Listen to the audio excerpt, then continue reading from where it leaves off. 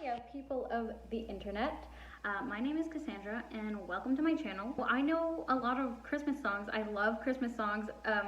My family celebrates Christmas, so I've been hearing Christmas songs my whole life as a kid, and Christmas songs just make me feel nostalgic and makes me feel happy. So when Christmas time comes around, I don't really celebrate or have anything to do with like decorating or taking part in any traditions really, but I do love listening to Christmas music. So when the season comes, I do appreciate it. But I realized that I don't know many new Christmas songs that have come out in the past like decade or so. So I thought it would be fun to review some newer Christmas tunes. But before that, I have to vent about something because it has been on my mind for like a week. And I have not been able to get it off my mind, and it is insane. Like, it's stupid insane, but I just need to say, did anyone else notice that in the song Rudolph the Red-Nosed Reindeer, he says, you know, Dancer and Prancer and whatever. So he's telling you, we know that you know these reindeer. And then after that, he says, but do you recall the most famous reindeer of all? Sir, if you know we know the other ones, and you're asking us if we recall Rudolph, how is he the most famous? Like, he's clearly not the most famous. You're asking us if we know him, but in the same sentence, you're saying he's the most famous. That makes no sense. Is he or is he not the most famous? And if he is, why are you so sure that we know all the other ones, but not him? It makes no sense. Make it make sense. Make it make sense. I don't understand. It doesn't make sense to me. Okay, random tangent over. I'm sorry about that. I have been thinking about this for like a week, and I just needed to get mad because it makes no sense. So the first song that we're going to be listening to, or I'm going to be listening to, is Santa Tell Me by Ariana Grande. We stan. So I have listened to this song before because I love Ariana Grande and I have all her songs. But I haven't listened to it in so long. Like, I listened to it the year it came out, but I haven't listened to it since. So I'm gonna listen to it, and we'll see if I remember. It seems to me she like jumps on her bed in this video, but other than that, I don't really remember what happens in this video.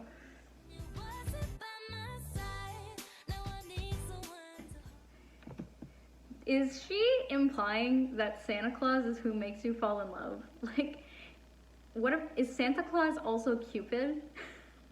Because she's saying, if you're really there, don't make me fall in love again. Like, I don't think he's making you fall in love, girl. I think you're just in your feelings.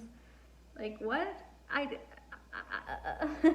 That's not lore accurate, okay? Not canon. Like, I could understand asking Santa Claus if your significant other really cares about you, because then you could say, you know, that's my Christmas present, is knowing like if my significant other and our relationship is worth it. And I would assume Santa would know. He sees you all the time. He knows when you're sleeping, and he watches you while you're awake, so he would know. More accurate. So let's think about it. The song is definitely a bop. Like, I could listen to this all year round. Of course, it is like, it has a Christmassy vibe, which is fun.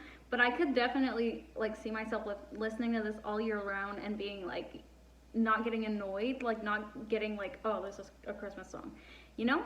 I'm gonna give it a 4.5 out of 5 cat ears. She really nailed it, and especially for the time, it was like very like what was popular at the time. And I think it's one of those songs that it's still very good. Like, it's not like, it doesn't sound dated. Like, you don't hear it, you wouldn't hear it this year and say like, oh, like, that's obviously from like 6 years ago. You'd be like, yeah, it could have been released last year. Like, you wouldn't know. So yeah, I really like it. Okay. The next song I'm gonna be listening to is Kelly Clarkson's Underneath the Tree. Now, this song was released in 2013, and I didn't start listening to Kelly Clarkson until like last year, so I have never heard this song. So let's jump right into it.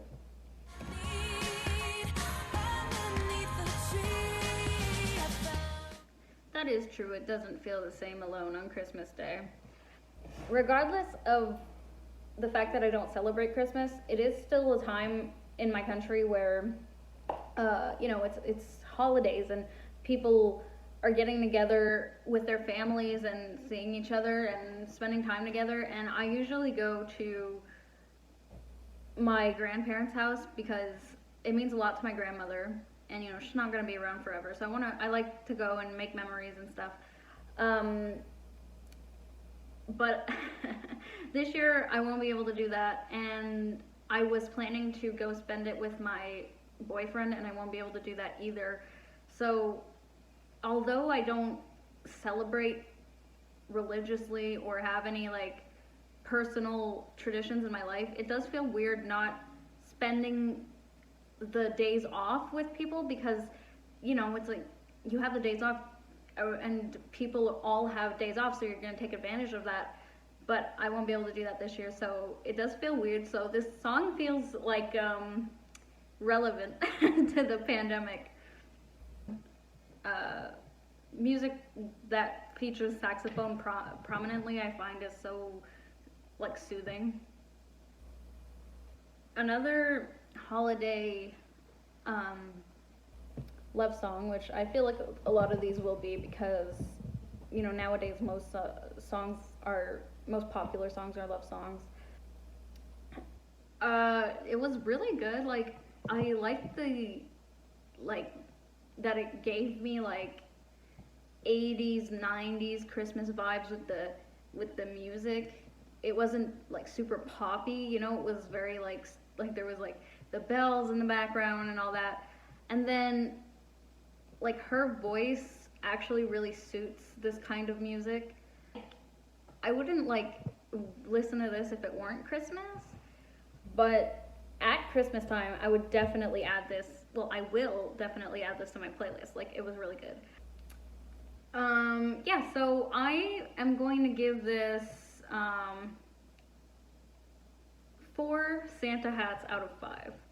All right, so our next song is Mitletoe by Justin Bieber. The wise men followed a star. Okay, I have a comment about him calling the girl shorty. I feel like maybe this is nitpicky, but Justin Bieber's calling a girl shorty leaves a bad taste in my mouth, and I can't exactly explain why. I guess it's because it's kind of like a black culture thing, and it feels like at around 2011, 2012, he was kind of trying to emulate black culture, I feel like. And I always found it really awkward when he did that. Like, I would get so uncomfortable, and I was a kid and I didn't even like know about race stuff. I was 11 when this song came out, but I always thought it was weird. Like, why doesn't he just say baby? Like, it feels odd. It feels really like I see him saying it, and it like makes me feel like that word doesn't sound good coming out of his mouth. And also, it doesn't really fit the atmosphere of the song. Like, I feel like that's more of a word that you would hear in a rap song or like a hip hop, you know, type of music. And this is very like soft pop song, and it feels like baby or like any other word, darling, like any other word would fit way better there. Like, I get that he was trying to be hip or whatever, but no. And then the other thing is, this song, the only thing that makes it a Christmas song is that he mentions that it's Christmas. There is no like Christmas vibe about it. It's just a Justin Bieber song where he mentions like that there's mistletoe. So I am going to give this song 2 Bieber cuts out of 5 because it's not like the worst song ever. I'm not going to, like, I wouldn't like be like, change this if it came on, but I'm not gonna listen to it on purpose, you know? So this next song we're going to listen to is called Take Me Home for Christmas, and it's by Dan and Shay.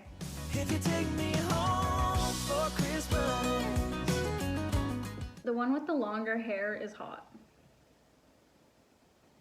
Actually, they're both hot, but I just am a sucker for long hair. Like, what is caroling supposed to be? Like, the way he like kind of winked gave me an idea that caroling doesn't mean caroling, but what is caroling? What if their home is in Florida? They weren't watching the snow come down. Oh, is that their girlfriends? They're dressing up as Santa Claus. One of them put cologne on. That's not lore accurate. Oh, they have kids. Oh, doggies! Oh my god, that's so cute. You know, they're like really good. And I don't like country, but this is very like country bordering pop song. And like, I am not at all mad at it. So I really like that. I really like this song. And I love the video, and it's actually about Christmas, which is fun. Like, of course, again, it's about a relationship, but this one is talking specifically about, like, take me to your hometown for Christmas, which is, it's a relationship thing to have you meet your significant other's family and stuff, but it's also a Christmas thing to do that. So I really like this song, and of course, it doesn't have my favorite like musical components, but I really do appreciate it and like it, and their voices mesh so well together. I just think that they sounded so good. So I'm gonna give them 4 Christmas dogs out of 5. So the next song that I'm going to be listening to is Naughty List by Liam Payne featuring Dixie D'Amelio, and I was a huge One Direction fan back in the day, and I like Liam Payne a lot, so I'm kind of excited.